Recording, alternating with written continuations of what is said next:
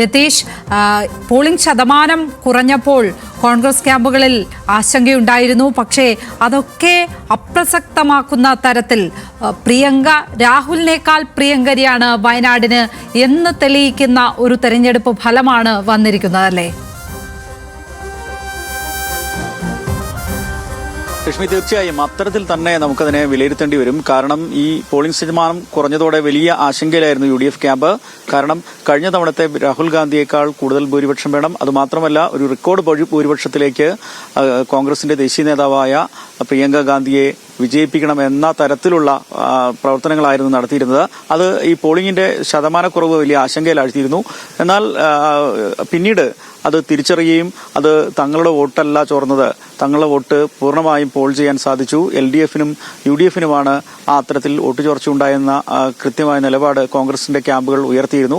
അത് ശരിവയ്ക്കുന്ന തരത്തിലാണ് ഇന്ന് ഫലങ്ങൾ വന്നപ്പോൾ പുറത്തു വന്നത്.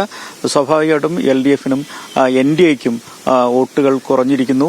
വലിയ തരത്തിലുള്ള പോരായ്മ അത്തരത്തിൽ വരും ദിവസങ്ങളിലൊക്കെ തന്നെ അത് എങ്ങനെ അവർ അതിന് മറുപടി പറയും, അത്തരത്തിലുള്ള ചർച്ചകൾ, വലിയ തരത്തിലുള്ള രാഷ്ട്രീയ ചർച്ചകൾക്കും അവർ മറുപടി പറയേണ്ടി വരും. എന്തായാലും പ്രിയങ്ക ഗാന്ധി തന്റെ കന്നി മത്സരത്തിൽ മികച്ച മിന്നുന്ന വിജയം കാഴ്ചവെച്ചു എന്ന് തന്നെ നമുക്ക് പറയാം. കാരണം 4 ലക്ഷത്തിലധികം ഭൂരിപക്ഷത്തിലേക്ക്, 4,11,000 ഭൂരിപക്ഷത്തിലേക്ക് അവർ വന്നിരിക്കുന്നു.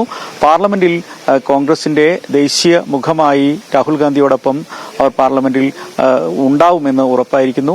25-ന് തരുന്ന പാർലമെന്റിൽ വയനാടിന്റെ പ്രശ്നങ്ങളൊക്കെ ഉയർത്തിക്കൊണ്ട് കന്നി MP എന്ന നിലയിൽ തന്നെ അവർ ഇടപെടും എന്നാണ് വയനാട്ടിലെ UDF പ്രവർത്തകരുടെ വിശ്വാസം.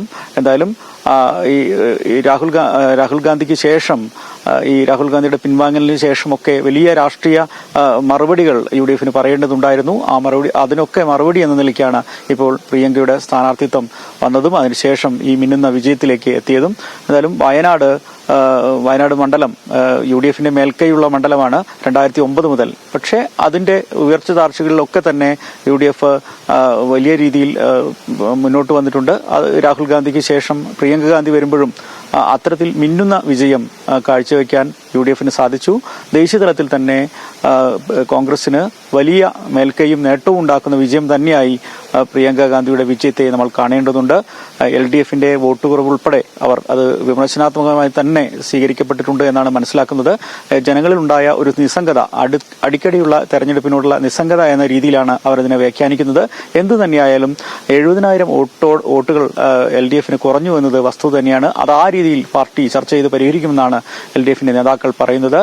NDAയിലും വോട്ട് ചോർച്ച വലുതായിട്ടുണ്ടായി. 1,40,000 വോട്ടായിരുന്നു K. സുരേന്ദ്രൻ ഉണ്ടായത്. അത് 1,10,10,000-ലേക്ക് 1 ലക്ഷം വോട്ടുകളിലേക്ക് നവ്യ ഹരിദാസിന് എത്താൻ സാധിച്ചിട്ടുള്ളൂ എന്നുള്ളതും വലിയ NDAയും ആ രീതിയിൽ അത് വിമർശനാത്മകമായി പരിശോധിക്കുമെന്നാണ് മനസ്സിലാവുന്നത്.